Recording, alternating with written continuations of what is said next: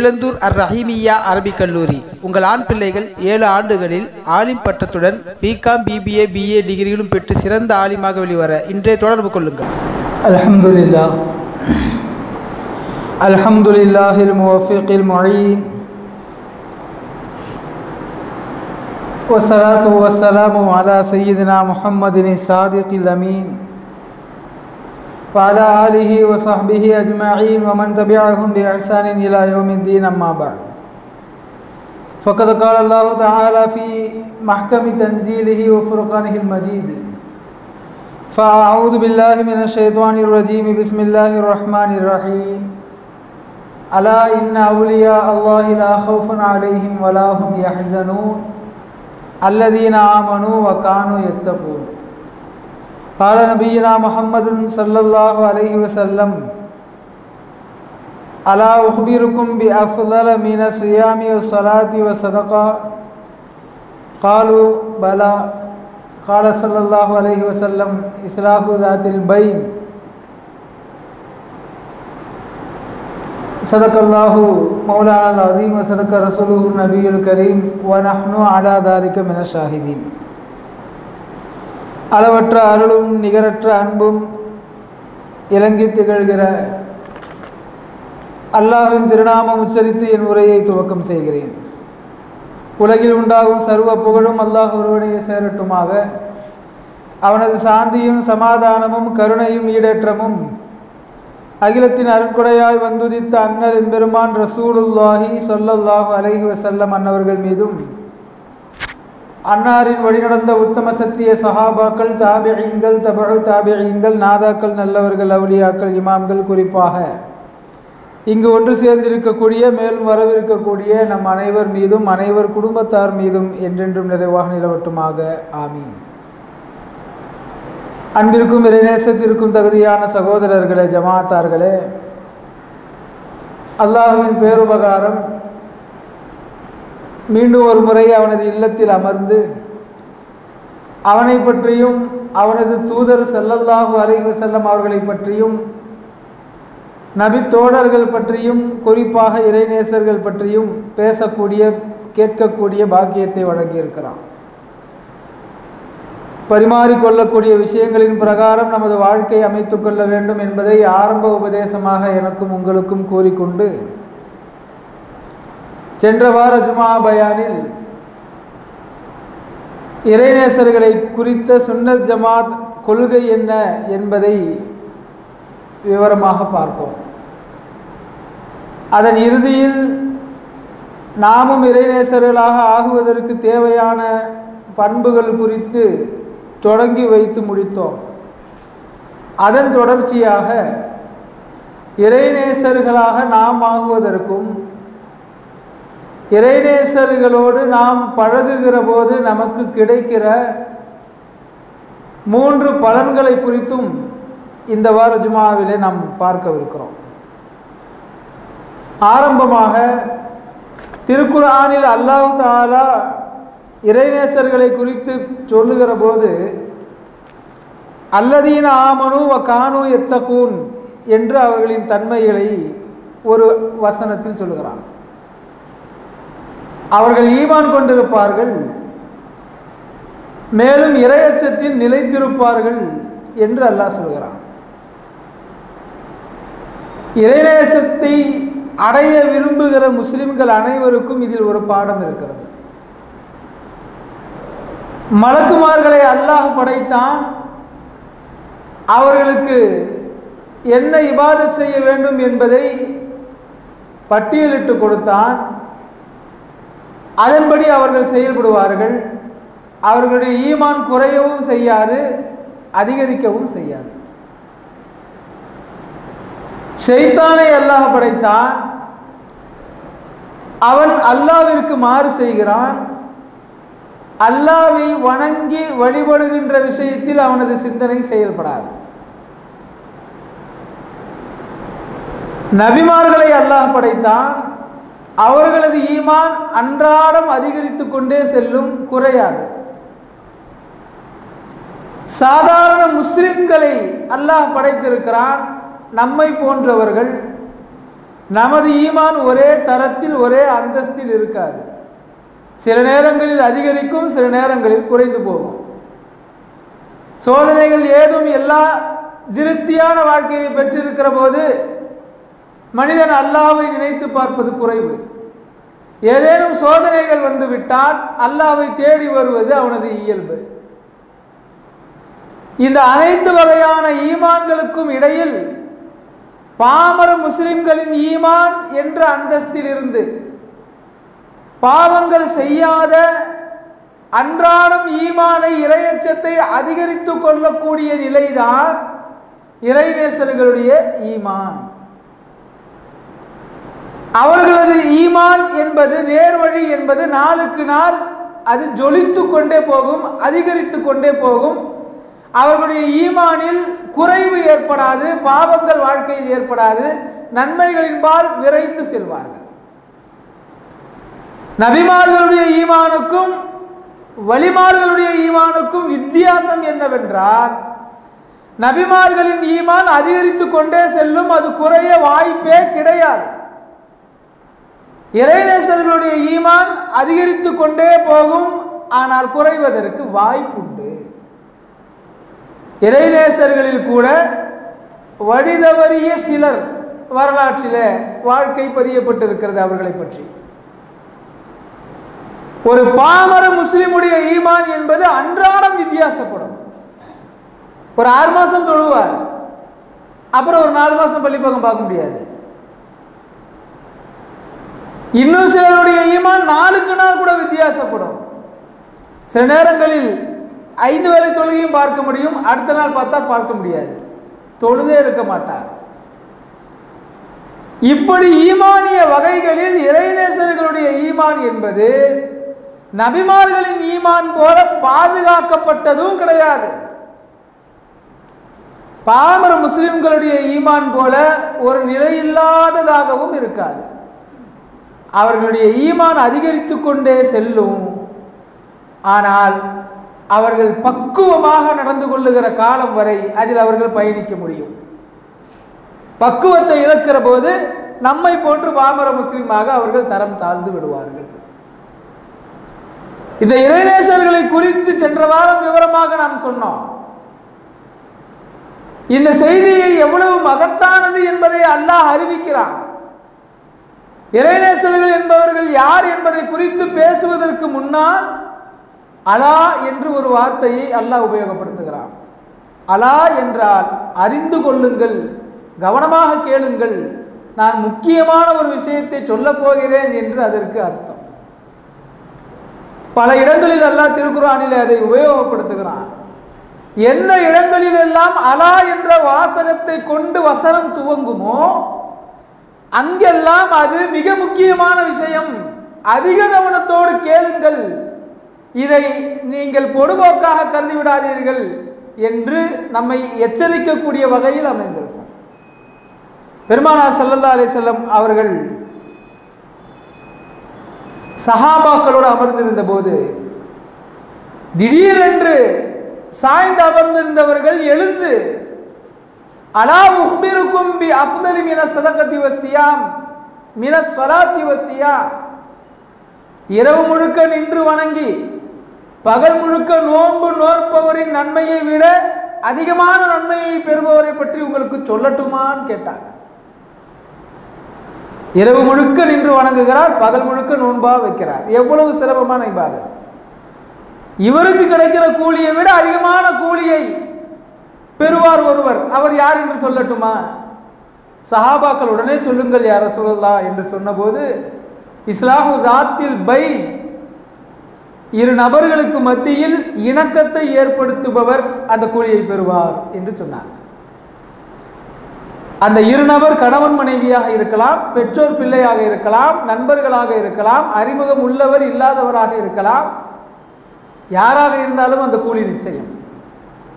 இரு நபர்கள் அடித்துக் கொள்கிறார்கள், வாக்குவாதம் செய்து கொள்கிறார்கள், தர்க்கம் செய்து கொள்கிறார்கள், அவர்களுக்கு மத்தியில் இணக்கத்தை ஏற்படுத்துவது, என்னை இரவு முழுக்க நீங்கள் வணங்கி பகல் முழுக்க எனக்காக நோன்பு வைப்பதை விட சிறந்த அமல் என்று அல்லாஹ் சொல்லுகிறான். அதனால்தான் குறிப்பிட்ட சில காரியங்களுக்கு மட்டும் பொய் சொல்வதை இந்த மார்க்கம் அனுமதித்திருக்கிறது இல்லையா? அந்த காரணங்களில் ஒன்று, ஒரு கணவன் மனைவியை அல்லது சண்டையிட்ட இரண்டு நபர்களை சேர்த்து வைப்பதற்காக பொய் சொல்வது மார்க்கத்தில் அனுமதிக்கப்பட்டது. கணவன் மனைவிக்கு மத்தியில் பிரச்சனை பிரிந்து கிடக்கிறார்கள். கணவனிடத்தில் பேசுகிற போது, உன் மனைவி இடத்துல பேசினேன், உன் மீது இன்னமும் பாசமாகத்தான் இருக்கிறார், சின்ன சின்ன குறைகளை சொல்கிறாங்களே ஒழிய உங்கள் மேலே அவங்களுக்கு ரொம்ப பாசம் இருக்குது, உங்களை விட்டு பிரியவெல்லாம் அவங்களுக்கு எண்ணமே இல்லை. இந்த நிலைமை அங்கே இல்லைன்னாலும் இதை பொய்யா சொன்னாலும் சரியத்தில் அனுமதி இருக்குது. அதே போல சண்டையிட்ட இரு நபர்களுக்கு மத்தியில் நான் தான் அவரை தப்பாக புரிஞ்சுக்கிட்டு சண்டை போட்டுட்டேன், அவசரப்பட்டுட்டேன்னு அவர் சொல்கிறாரு அப்படின்னு இவர்கிட்ட சொன்னால் ஷரியத் இதை அனுமதிக்கிறது. அவ்வளவு மகத்தான கூலியை பெற்றுத்தரக்கூடிய காரியத்தை பற்றி பெருமானார் இந்த சமூகத்திற்கு சொல்ல வருகிற போது உபயோகப்படுத்திய முதல் வார்த்தை அலா, அறிந்து கொள்ளுங்கள். நான் உங்களுக்கு சொல்ல போறது சாதாரண செய்தியெல்லாம் கிடையாது, ரொம்ப முக்கியமான செய்தி. பல இடங்களில் பெருமானார் ஸல்லல்லாஹு அலைஹி வஸல்லம் அவர்கள் இந்த வாசகத்தை கொண்டு துவங்குகிறார்கள். அலா அலா. திருக்குர்ஆனின் வேறு ஒரு பகுதியிலே அல்லாஹ் போருக்கு வராமல் பின்தங்கி கொண்ட நயவஞ்சகர்களை பற்றி பேசுகிற ஒரு இடத்தில் அலா ஃபில் ஃபித்னதி சகது, நாயகம் ஸல்லல்லாஹு அலைஹி வஸல்லம் சஹாபாக்களோடு போருக்கு சென்றிருக்கிறார்கள். முஸ்லிம்களோடு கலந்திருந்த இந்த முனாஃபிக்குகள் ஊர்ல இருந்து கிளம்பும் போதே நாம போருக்கு வரலன்னு சொல்லிட்டா பெருமானார் நம்மளை கண்டுபிடிச்சிருவாங்க, முனாஃபிக்குன்னு தெரிஞ்சு போயிடும். அதனால நம்மளும் முஸ்லிம்களோடு சேர்ந்து அப்படியே போருக்கு போற மாதிரி போவோம். போர் நடக்காது. ஒருவேளை நடந்தால் அந்த நேரத்தில் நம்ம உயிரை காப்பாற்றிக்கிறதுக்கு ஏதாவது ஒரு காரணத்தை சொல்லி நாம் போர்ல இருந்து கலண்டு வந்துடலாம் அப்படின்னு முனாஃபிக்குகள்லாம் பெருமானாரோடு பயணித்து வந்தாங்க. போர் நடப்பது எப்போது உறுதியானதோ அப்போ காரணம் சொன்னாங்க. வீட்டில் பெண்கள்லாம் தனியாக இருப்பாங்க, நாங்கள் போகலனாக்கா அவங்களுக்கு அன்றாட வேலைகளுக்கு சிரமமாக இருக்கும் அப்படின்னு காரணம் சொல்லி போரில் இருந்து ஊருக்கு திரும்பி போகிறதுக்கு லீவு கேட்டாங்க. அவர்களை குறித்து பேசுகிற போது அல்லாஹ் சொல்கிற வார்த்தை ஃபில் ஃபித்னதி சகது, அவர்கள் குழப்பத்தில் வீழ்ந்து விட்டார்கள். வைன ஜஹன்னம லமுஹீதத்தும் பில் காஃபிரீன், நிச்சயமாக நரகம் அவர்களை சூழ்ந்து இருக்கிறது என்று அவர்களை கண்டிக்கும் இந்த விஷயத்தை சொல்ல வருவதும் போது ஆரம்பத்தில் அவன் அலா என்கிற வார்த்தையை சொல்லிவிட்டு ஆரம்பிக்கிறான். அறிந்து கொள்ளுங்கள், இது முக்கியமான செய்தி, நிச்சயமாக நரக நெருப்பு இந்த முனாஃபிக்குகளை சூழ்ந்து இருக்கிறது. அப்படிப்பட்ட மனிதனை கவனப்படுத்துகிற வார்த்தையை கொண்டு துவங்கிதான் இறைநேசர்களை பற்றி அல்லாஹ் சொல்லுகிறான். அல்லதீன ஆமனு, அவர்கள் ஈமான் கொண்டிருப்பார்கள், கானு யத்தகூன், அவர்கள் இறையச்சத்தில் நிலைத்திருப்பார்கள். இப்போது நமக்கு சுலபமாக விளங்கும், நமக்கும் இறைநேசர்களுக்கும் வித்தியாசம் என்னவென்றால், நாம் ஈமான் கொண்டிருப்போம், நிலையான இறையச்சம் இருக்காது. இறைநேசர்கள் ஈமான் கொண்டிருப்பார்கள், நிலையான இறையச்சம் கொண்டிருப்பார்கள். எப்போது நாமும் ஈமான் கொண்டு நிலையான இறையச்சம் உடையவர்களாக ஆகிவிட்டோமோ இறைநேசராக ஆகுவதற்கு நமக்கு தகுதி வந்து விட்டது என்று பொருள். சரி, இறைநேசர்களோடு நாம் தொடர்பு வைக்க வேண்டும் என்பதை சென்ற வாரம் பேசிய பயானின் இறுதியிலே சொன்னோம். அந்த இறைநேசர்களோடு நாம் வைக்கிற நல்ல தொடர்பு நமக்கு 3 பலன்களை தரும். முதலாவது, இந்த உலக வாழ்க்கையில் நமக்கு மன நிம்மதி கிடைக்கும். உலகத்தில் மன நிம்மதியை தேடாத மனிதன் இல்லை. பல கோடி ரூபாய் கடன் இருப்பவர்கள் தொடங்கி பல்லாயிரக்கணக்கான கோடி ரூபாய்களை சொத்து மதிப்பாக வைத்திருப்பவர்கள் வரை மன நிம்மதி தேடாதவர்கள், உடல் ஆரோக்கியம் தேடாதவர்கள் கிடையாது. ஏதாவது ஒரு வகையில் அவர்களுக்கு கவலை, அந்த கவலை மன நிம்மதியை வலுவிழக்க செய்து விடுகிறது. அந்த மன நிம்மதி இறைநேசர்களோடு நல்லவர்களோடு பழகுகிற போது கிடைக்கும். அதனால்தான் பெரும் பெரும் இறைநேசர்களுடைய வாழ்க்கையில் நீங்கள் கண்டால் அவர்களுடைய வாழ்க்கையே அர்ப்பணிப்பு மிகுந்த வாழ்க்கையாக இருக்கும். ஆனாலும் அவர்கள் சாலிஹீன்களோடு கொள்கிற தொடர்பை சிலாகித்து பேசுவதை பார்க்கிற போது சாதாரண முஸ்லிம்களாகிய நமக்கு நல்லோர்களின் தொடர்பு எவ்வளவு அவசியம் என்பதை விளக்கும். நான் 2 நபர்களை உதாரணம் காட்ட விரும்புகிறேன். முதலாவது, நாம் பின்பற்றுகிற மதுஹபினுடைய மாபெரும் இமாம் அபு ஹனீஃபா ரஹ்மத்துல்லாஹி அலைஹி. அபு ஹனீஃபா ரஹ்மத்துல்லாஹி அலைஹி தன்னுடைய இளமை காலம் முதல் இந்த மார்க்கத்திற்காக தங்களுடைய வாழ்க்கையை அர்ப்பணித்தவர்கள். குர்ஆனை ஆய்வு செய்வது, ஹதீஸுகளை சென்று பல நாடுகளில் கற்றெடுத்து வந்து அதை ஆய்வு செய்து சட்டங்களை தொகுத்தெடுப்பது, 30-40 ஆண்டு காலம் இதிலேயே தங்களுடைய வாழ்க்கையை அவர்கள் செலவு செய்து பல லட்சக்கணக்கான இன்றைக்கு நாம் பின்பற்றுகிற மசாயில்களை எல்லாம் தொகுத்து 50 வயதிற்கு பின்னால் பெருமானார் ஸல்லல்லாஹு அலைஹி வஸல்லம் அவருடைய குடும்ப வழியில் வருகிற இமாம் ஜாஃபர் சாதிக் ரலியல்லாஹு என்கிற மிக பெரும் இறை நேசரிடத்தில் அவர்கள் சுஹபத் கொள்கிறார்கள், தொடர்பு கொள்கிறார்கள். அவர்களுடைய தர்பியத்தில் இவர்கள் மாணவராக பங்கேற்கிறார்கள். 55 வயதுக்கு மேல் அவர்களுடைய ஆன்மீக பாட்டையில் சொல்லப்படுகிற கருத்துக்களை ஏற்று சூஃபித்துவ பாதையிலே இவர்கள் பயணிக்கிறார்கள். 2 ஆண்டு காலம் அவர்களோடு இருந்து சூஃபித்துவத்தை கற்றுக்கொள்கிறார்கள். இவர்கள் எழுதியது எல்லாம் சட்ட தொகுப்பு. இவர்கள் கற்றுக்கொண்டது இறைவனை எப்படி உணர்வு பூர்வமாக உணர்ந்து வணங்குவது. சட்டத்தை படித்து வணங்குறதுங்கிறது வேற, அது நாம செஞ்சுக்கிட்டு இருக்கிறோம். உணர்வு பூர்வமாக இறைவனை உணர்ந்து வணங்குவது எப்படி? 2 ஆண்டு காலம் அவர்கள் பயிற்று விட்டு வந்ததற்கு பிறகு ஒரு நண்பர் கேட்டார், உனக்கு இப்போ என்ன வயசாகுதுன்னு கேட்டார். பேசிக்கிட்டு இருக்கும்போது கேட்குறாரு, உனக்கு இப்போ என்ன வயசு? அவங்க சொன்னாங்க, எனக்கு 2 வயசு. 55 வயசுக்கு மேலே ஆகுது. கரெக்டாக அவன் வயசு நம்பரை சொல்லுப்பான்னு கேட்டால் 2 வயசுன்னு சொல்கிறீங்க. அப்போ இமாம் அபு ஹனீஃபா ரஹ்மத்துல்லாஹி அலைஹி அவர்கள் சொன்னார்களாம், நான் 55 ஆண்டுகளுக்கு மேலே உலகத்தில் வாழ்ந்திருக்கிறேன்.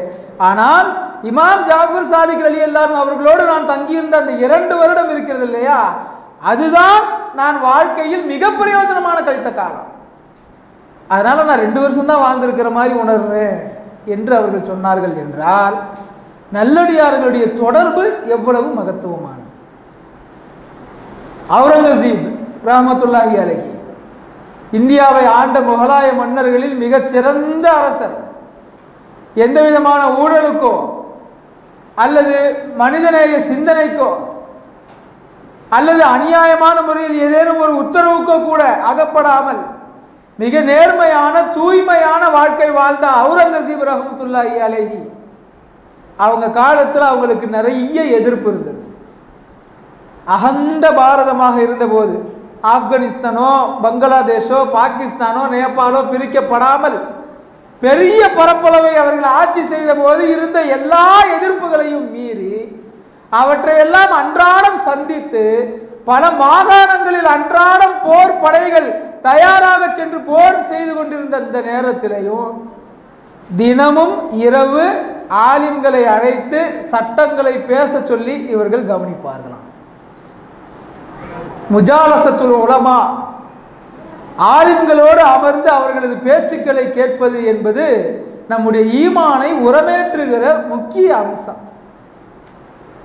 பல நெருக்கடிகள், எதிர்ப்புகள், ஆட்சிக்கு அச்சம் விளைவிக்க பல சம்பவங்கள் நடந்த போதும் கூட அவுரங்கசீப் ரஹ்மத்துல்லாஹி அலைஹி அவர்கள் தினமும் இரவில் மார்க்க சட்டங்களை பேசுகிற ஆலிம்களோடு அமர்ந்து சட்டங்களை தெரிந்து கொள்வார்கள் என்பதை நாம் பார்க்கிறோம். என்றால் நல்லடியார்களுடைய தொடர்பு நமக்கு எவ்வளவு முக்கியம் என்பதை நாம் விளங்கிக் கொள்ள வேண்டும். சரி, நல்லடியார்களோடு பழகுவதால் நிம்மதி கிடைக்கும். முதலாவது பலன் நாம் சொன்னோம். எப்படி நிம்மதி கிடைக்கும்? நாம் வாழ்க்கையில் அன்றாடம் செய்கிற சின்ன சின்ன தவறுகளை அவங்க எடுத்து சொல்லுவாங்க. நாம் அன்றாடம் செய்கிற பல காரியங்களில் தரித்திரம் பிடிக்கக்கூடிய காரியங்கள் பலவும் இருக்கு. நாம் அது தெரியாமையே செய்வோம். முன்பொரு காலத்தில் எல்லாம் நம்ம வீட்டில் இருக்கக்கூடிய தாத்தா பாட்டிமார்கள் நாம் செய்கிற சின்ன சின்ன காரியங்களில் கூட கவனம் எடுத்து நமக்கு உபதேசம் பண்ணிக்கிட்டே இருப்பாங்க. நகம் வெட்டுனா இப்படி தான் வெட்டணுன்ற முறையை சொல்லி தருவாங்க. அதை பத்திரமா மடித்து எடுத்து கொண்டு போய் புதைச்சிருங்கன்னு சொல்லுவாங்க. சரீரத்தில் சட்டை இல்லை, புதைச்சிருங்கன்னு சொல்லுவாங்க. முடி வீட்டில் எங்கேயும் விழாமல் பார்த்துக்கங்க அப்படின்னு சொல்லுவாங்க. வெளியே போய் உட்கார வச்சு குழந்தைக்கு சாப்பாடு ஊட்டுறதை தவிர்த்துக்கங்கன்னு சொல்லுவாங்க. பாங்கு சொல்லுகிற போது தலையில் உடனே துணியை போட்டுக்கிடுவாங்க, பேச மாட்டாங்க. டிவி ஓடிக்கிட்டு இருந்தால் கூட சவுண்டை மியூட் பண்ணிடுவாங்க. இதெல்லாம் ரொம்ப சின்ன சின்ன காரியங்கள். இதெல்லாம் நம்முடைய வாழ்க்கையில் தரித்திரியத்தை நீக்கி பரக்கத்தை கொண்டு வரக்கூடிய காரியங்கள். இந்த காரியங்கள் தான் நல்லவர்களோடு பழகுகிற போது நல்ல பழக்க வழக்கங்கள் மூலமாக நமக்கும் கிடைக்கும். நாம் பலமுறை கேள்விப்பட்டு இருப்போம். இமாமுல் ஆலம் அபு ஹனீஃபா ரஹ்மத்துல்லாஹி அலைஹி அவரிடத்தில் ஒருவர் வந்து வீட்டில் பரக்கத்தே இல்லைன்னு சொன்னார். அவங்க சொன்னாங்க, ஐவேளை தொழுகக்கூடியவங்களாம் மாறுங்க, வீட்டில் இருக்க பலா முசீபத்தெல்லாம் போயிடும். சில மாதங்கள் கழித்து வந்தார். நீங்கள் சொன்னது போல் நான் தினமும் தொழுகிறேன், வீட்லேயும் எல்லாரும் தொழுகிறாங்க, ஆனால் இன்னமும் பலா முசீபத் விட்ட பாடு இல்லை. அப்போ சொன்னாங்க, உங்களுடைய வீட்டுக்கு வெளியே வாசலில் திரை போட்டிருக்கிறீங்களா? இல்லை. வாசலில் திரையை போடுங்க. திரையை போட்டாங்க. சில மாதங்கள் கழித்து வந்தார். அல்லாஹ்வோட கிருபையில் எனக்கு பலா முசீபத்தே இல்லை, பரக்கத்தாக இருக்குது. நான் சம்பாதிக்கிறது அனாவசிய செலவுகளுக்கோ ஆஸ்பத்திரி செலவுகளுக்கோ போகிறது இல்லை. குடும்பத்தில் நல்ல செழிப்பு இருக்குது, ரொம்ப சந்தோஷம். ஆனால் எனக்கு ஒரு சந்தேகம் என்னென்னா, தொழுகையாளியாக மாறுன்னு சொன்னீங்க, மாறினேன். அப்போ கூட நீங்காத பீடை பலா முசீபத்து, வீட்டுக்கு வெளியே திரையை தொங்க விடுன்னு சொன்னீங்க, நான் தொங்க விட்டேன். அப்போ எப்படி மாறுச்சு, என்ன காரணம்? அப்போ அபூ ஹனீஃபா ரஹ்மத்துல்லாஹி அலைஹி சொன்னார்கள், எந்த வீட்டில் தொழுகை இல்லாமல் இருக்கிறதோ அந்த வீட்டில் பலா முசீபத் வரும். அல்லது அங்கே இருப்பவர்கள் தொழுதாலும் எந்த வீட்டில் தொழாதவர்களுடைய பார்வைப்படுமோ அந்த வீட்டில் பலா முசீபத் இருக்கும். பெருமானார் ஸல்லல்லாஹு அலைஹி வஸல்லம் சொல்லக்கூடிய ஒரு நபிமொழி, லா தஜஅலு புயூத்தக்கும் குபூரா, உங்களுடைய வீடுகளை கபறுகளாக நீங்கள் ஆக்கி விடாதீர்கள் அப்படின்னு ஒரு ஹதீஸ். அதுக்கு நேரடியாக அர்த்தம் எடுத்தால் என்ன அர்த்தம்? வீட்டில் ஒரு பெரியவங்க மௌத்தாயிட்டாங்க, காலம் முழுக்க அவங்க கட்டி வாழ்ந்த வீடு இது, கபரஸ்தானில் போய் அடக்கம் செய்ய வேணாம், அவங்க நினைவாக இந்த வீட்டையே நம்ம கபரஸ்தானம் ஆக்கிடலாம் அப்படின்னு நாம் நினச்சா அது ஷரியத்தில் தடை. இந்த ஹதீஸ்லேருந்து நேரடியாக நமக்கு தகவல் கிடைக்குது. வீட்டுக்குள்ளேயே கபரஸ்தானம் அமைச்சிக்கிறதுக்கு அனுமதி இல்லை. இந்த ஹதீஸினுடைய ஆழ்ந்த விளக்கம் என்னவென்றால், உங்களுடைய வீடுகளை கபரஸ்தான் போல ஆக்கி விடாதீர்கள் என்றால், தொழுகை இல்லாததாக கபரஸ்தானுக்கு எப்பயாவது போய் தான் நாம் ஜியாரத்து பண்ணுவோம் நம்முடைய பெற்றோர்களை, மூதாதையர்களை. அது மாதிரி உங்களுடைய வீடுகளில் எப்பயாவது தொழுகை நடக்கிற மாதிரி, அல்லது எப்பயாவது திக்ருகள் நடக்கிற மாதிரி, எப்பயாவது நல்ல அமல்கள் நடக்கிற மாதிரி உங்கள் வீட்டை ஆக்கிறாதீங்க அப்படின்னு அர்த்தம். இப்போ நம்ம வீட்டை யோசிச்சு பார்ப்போமா? வீட்டில் தொழுகையாளிகள் இருந்தால் அன்றாடம் நம்முடைய வீடு மஸ்ஜிது போல இருக்கும். வீட்டில் யாருமே தொழுகிறது இல்லைன்னா நம்ம வீடு கபராக இருக்கிறது அப்படின்னு அர்த்தம். இது போன்ற தீய பழக்க வழக்கங்களிலிருந்து நம்மை காப்பாற்றி, பலா முசீபத்துகளில் இருந்து நம்மை வெளியேற்றி, நம்முடைய வீடோ கடையோ ஆஃபீஸோ நாம் இருக்கக்கூடிய இடங்களை செல்வ செழிப்பாக மாற்றும். அது மூலமாக நமக்கு மன நிம்மதி வரும். அந்த மன நிம்மதிக்கு காரணம் சுஹபத்து சாலிஹீன் என்கிற நல்லடியார்களுடைய தொடர்பு. இது முதல் பலன். நல்லடியார்களோடு நாம் தொடர்ந்து பழக்கத்தில் இருப்பதால் கிடைக்கிற இரண்டாவது பலன், நாளை மறுமையில் அவர்களுடைய ஷஃபாஅத் நமக்கு கிடைக்கும். யார் இறைநேசர்களாக வாழ்ந்தார்களோ அவர்கள் நமக்கு அல்லாஹ்விடத்தில் பரிந்துரை செய்வார்கள். என்னை அவர் நேசித்தவர், அவர் என்னை நேசித்து என்னோடு நல்லுறவில் இருந்தவர், உனக்காக வேண்டி என்னை மஹப்பத் செய்தவர், அவர் நீ சொர்க்கவாசியாக்கணும்.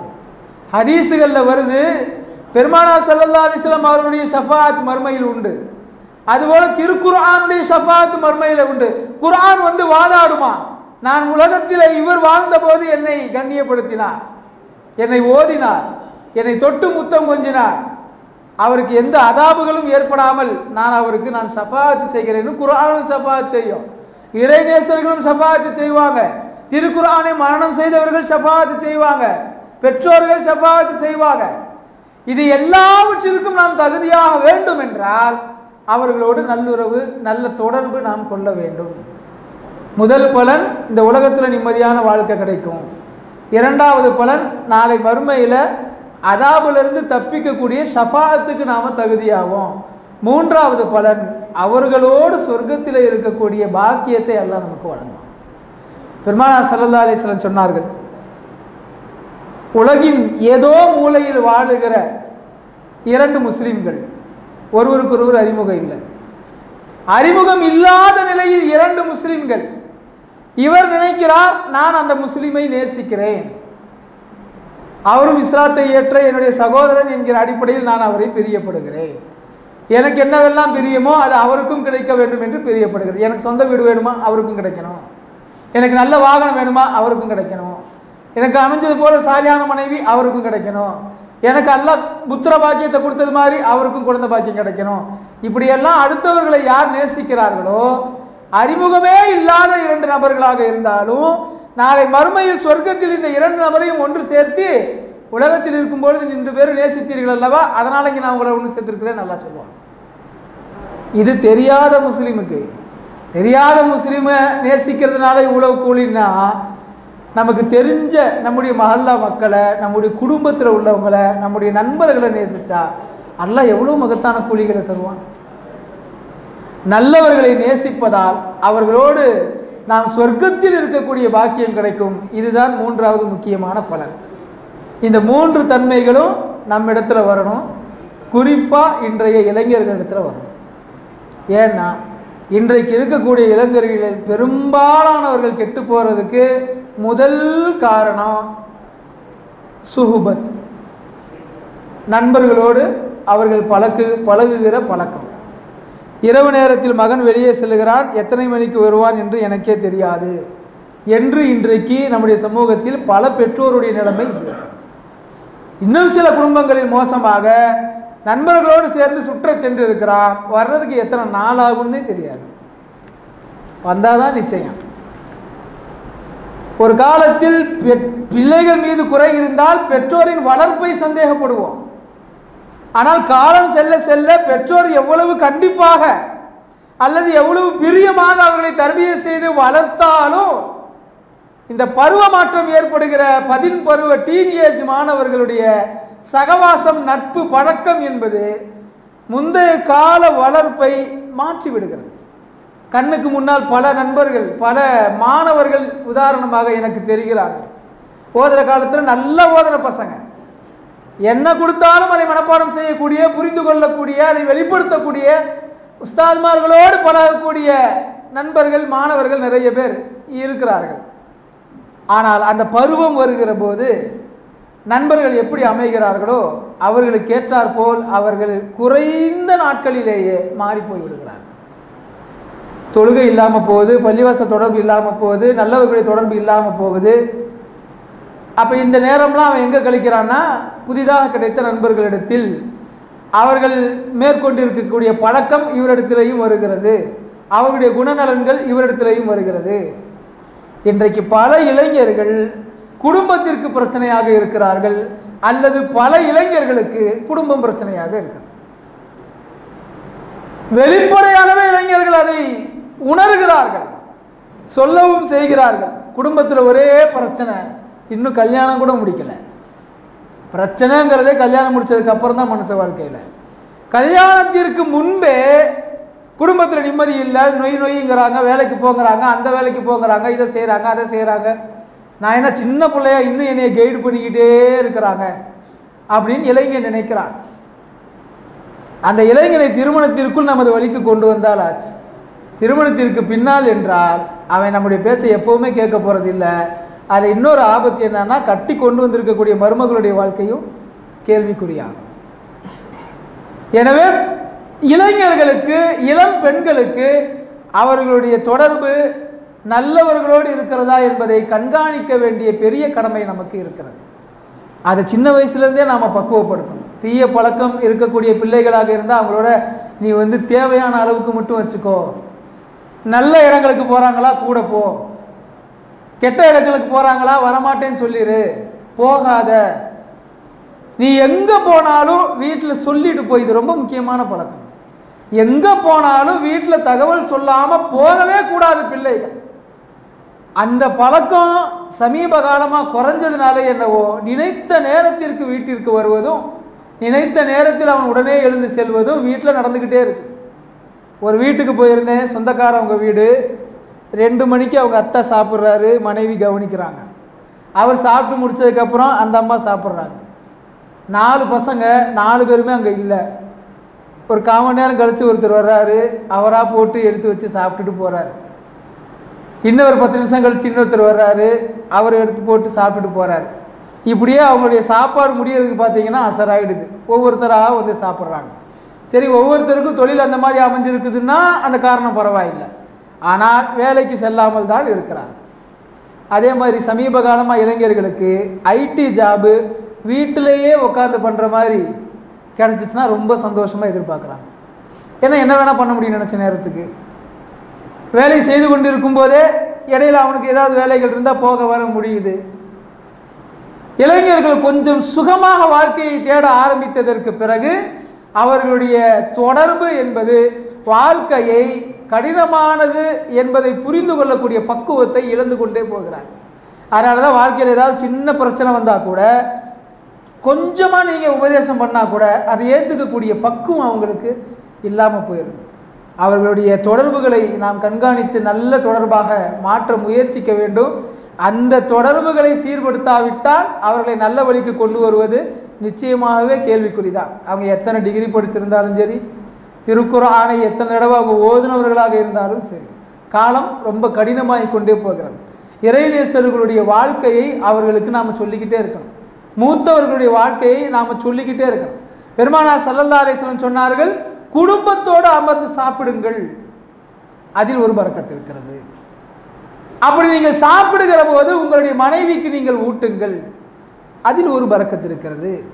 இன்றைக்கு மருத்துவர்கள், மனநல மருத்துவர்கள் சொல்லுகிறார்கள், நீங்கள் உங்களுடைய ஒய்ஃபுக்கு ஊட்டுங்க, அப்படி நீங்கள் ஊட்டும் போது உங்களுடைய பிள்ளைகள் பார்க்கணுங்க.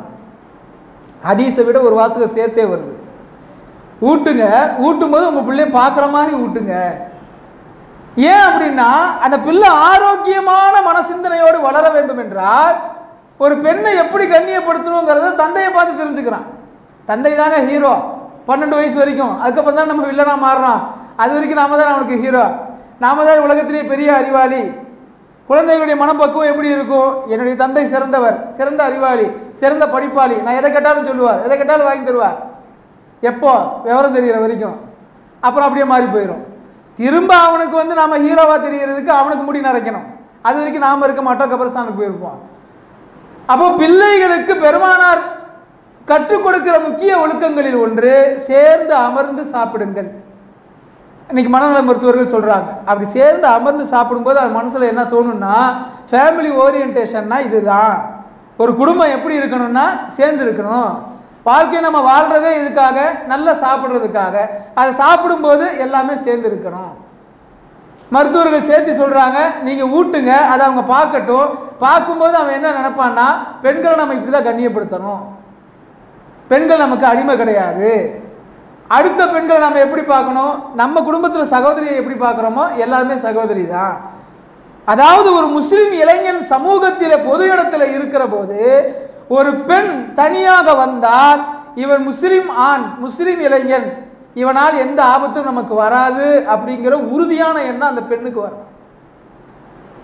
அதே போல இந்த இளைஞனுக்கு வர வேண்டிய எண்ணம் என்னவென்றால், இந்த இடத்துல நான் இருக்கிறேன், ஒரு இளம்பெண் இருக்கிறாள், அவளுக்கு என் மூலமாகவும் தீங்கு ஏற்படக்கூடாது, யாரேனும் தீங்கு செய்தால் அதை காக்கக்கூடிய இளைஞனாக நான் இருக்க வேண்டும்.